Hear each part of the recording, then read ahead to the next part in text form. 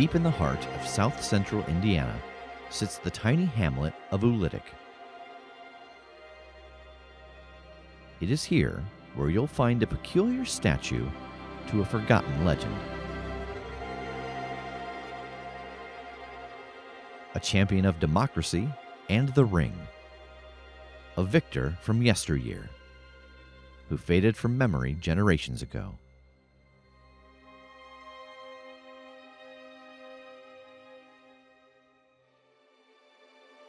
A hero named Joe Palooka.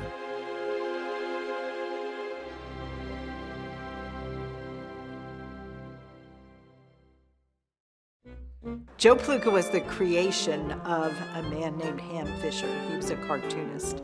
And he created this, not exactly a superhero because he didn't have superpowers, but he was like a super patriot and a super good guy. You know, he beat up bad guys and he was a boxer. So he created this guy in 1921, and the comic strip that he created from this character launched in 1930. And grew really fast in syndication. At its peak, it was like in 900 newspapers. So people were very familiar with him. He came right into their living room, even if they didn't have, a TV, or if they didn't go to the movies, which, by the way, there were lots of movies. There was merchandise. Through the 1930s, Joe's popularity continued to rise. But a new reality would soon come to Joe and millions of others.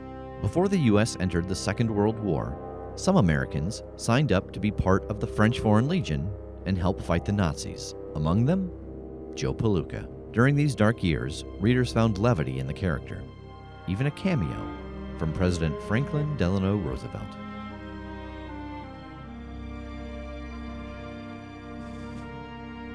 Joe's significance in U.S. pulp culture was undeniable, as was Limestone's importance to Bedford.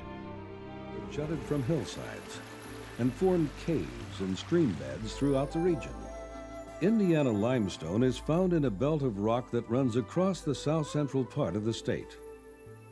The source of prime limestone in the Salem Formation is shaped roughly like a capital L and extends from the area around the town of Bedford in the south, northward right under the city of Bloomington and the campus of Indiana University, and ends near the village of Steinsville in the north.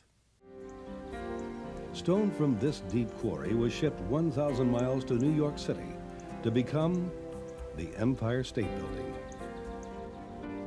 Out of the old quarries in Dark Hollow came the blocks of stone that were shipped by rail to the mountains of North Carolina to be carved into the magnificent turn-of-the-century chateau of George Vanderbilt, the Biltmore House. 1948 marked the 100th anniversary of the limestone industry in Bedford, a monumental event that sparked the creation of an unusual monument.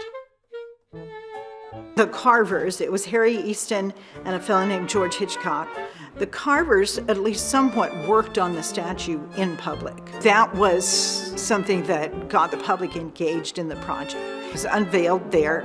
There were 4,500 people who came to the unveiling, including Ham Fisher, on September 5th, 1948. The character of Joe Palooka was returning home on a plane, and he made a detour to come to Bedford and see the statue. It was placed in a beautiful, perfect location. That was a perfect location except for one thing. There was nobody there most of the time, and it was way too convenient to vandals and vandalism. And so poor Joe just got abused. And by 1952, they pulled Joe off his pedestal and took him back to McMillan Mill to what they called Joe Palooka Hospital. Been pretty badly damaged.